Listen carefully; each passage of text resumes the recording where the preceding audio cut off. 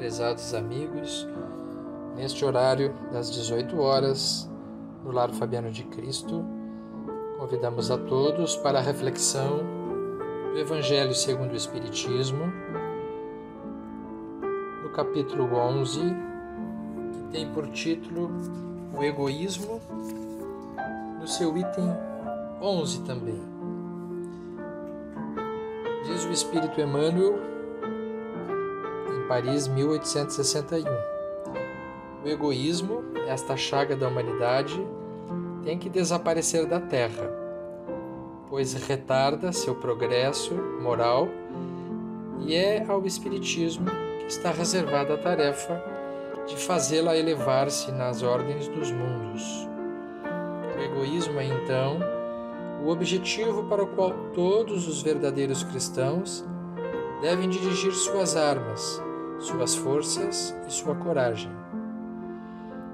Digo coragem, pois é preciso mais coragem para vencer a si mesmo do que para vencer aos outros. Que cada um empregue todos os seus esforços em combatê-lo em si mesmo, já que esse monstro devorador de todas as inteligências, esse filho do orgulho, é a causa de todas as misérias aqui da terra. É a negação da caridade e, consequentemente, o maior obstáculo para a felicidade dos homens.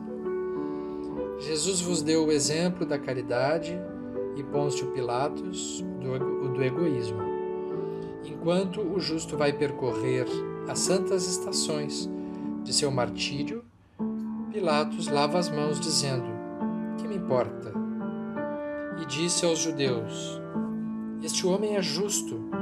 Por que quereis crucificá-lo?" E, no entanto, deixa-o ser conduzido ao suplício. Se o cristianismo ainda não cumpriu sua missão por completo, é por causa da luta que se trava entre a caridade e o egoísmo, que invadiu o coração humano como uma praga.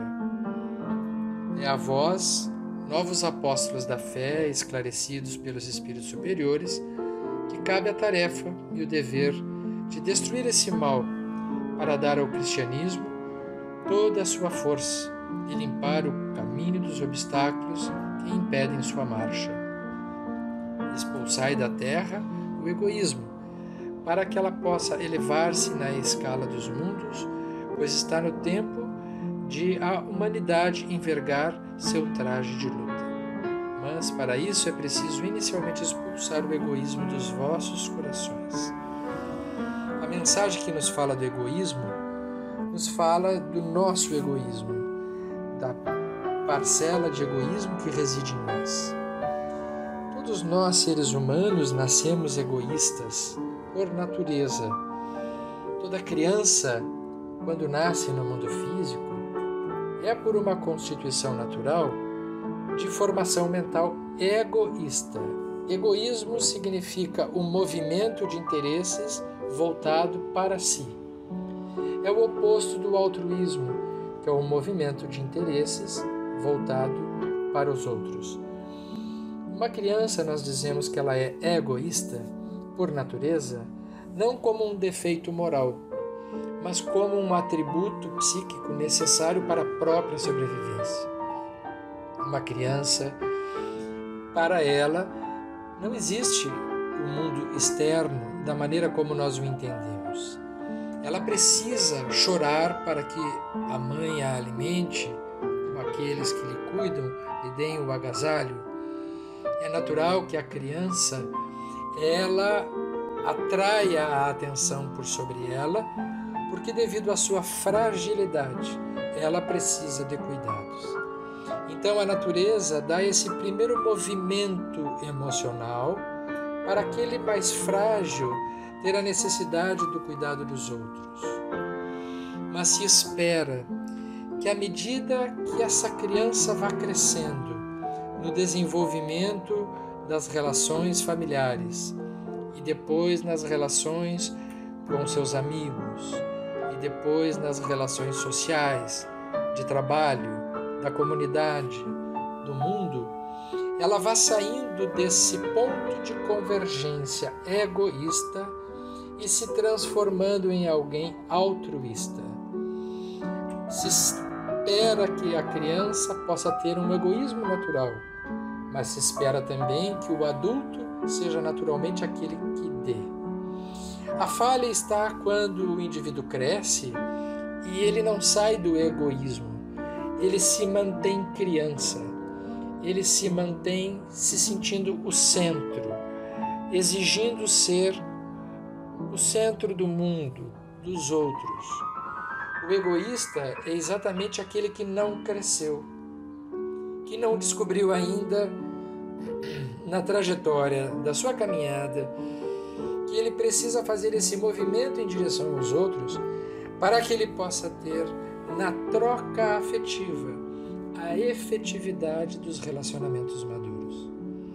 É assim então que na vida adulta nós vemos as pessoas interessadas inicialmente e logo a seguir apenas em si mesmos. É daí que nasce aquele que deveria cuidar da coletividade, se preocupando em ter as vantagens para si. É aí que vemos a pessoa, na hora que ocupa um cargo importante, que precisa distribuir as suas luzes, do seu conhecimento, das suas possibilidades na relação com os outros, visando apenas o autofavorecimento. É uma criança emocional que espera ainda receber infinitamente, apenas para si, aquilo que já não é mais necessário sequer para a sua sobrevivência psíquica. O egoísta é aquele que, como Pilatos, lava as mãos antes de se ocupar da sua responsabilidade de efetuar a justiça, de se preocupar com o justo, de fazer com que aquela sua atribuição seja de interesse coletivo. Lavar as mãos significa a pessoa pensar apenas em si mesma e dizer: se isso está bem para mim, o que me importa o resto? É desse mal moral, emocional, que o mundo padece, sobretudo nos dias de hoje, quando vemos diante de situações tão difíceis, as quais ainda estamos vivendo, como o caso da pandemia, as posturas egoístas permeando as relações, das pessoas não sabendo ainda amar, perceber quais são as necessidades em torno, o conjunto das dores que estão em torno de si. Vemos nos dias de hoje as pessoas assentadas nos seus pontos de vista, muitas vezes pontos de vista que são deterioradores do mal, geradores do mal em torno. Quando Jesus nos fala do amor, Ele está nos dando o grande antídoto do egoísmo, a resolução daquilo que no Evangelho segundo o Espiritismo temos por definição como a chaga moral da humanidade, que retarda o progresso, que retarda o desenvolvimento dos homens na ordem dos mundos. É por isso que, como diz o Evangelho segundo o Espiritismo, o filho do orgulho, que é o egoísmo, é o causador de todas as misérias, é a negação da caridade, o maior obstáculo para a felicidade dos homens.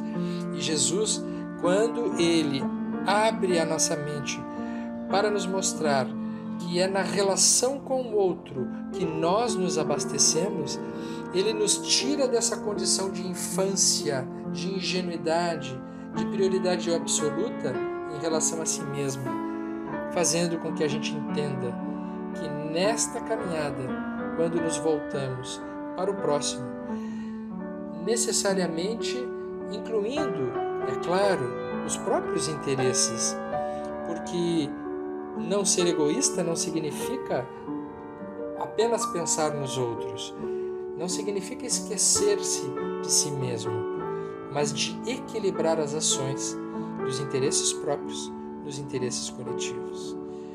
Que esse mestre, o maior exemplo de amor que a humanidade teve notícias, possa nos inspirar e nos ajudar a trabalhar em nós essa virtude maior, que é o desenvolvimento do amor nos nossos corações. Que Jesus nos ampare, hoje e sempre.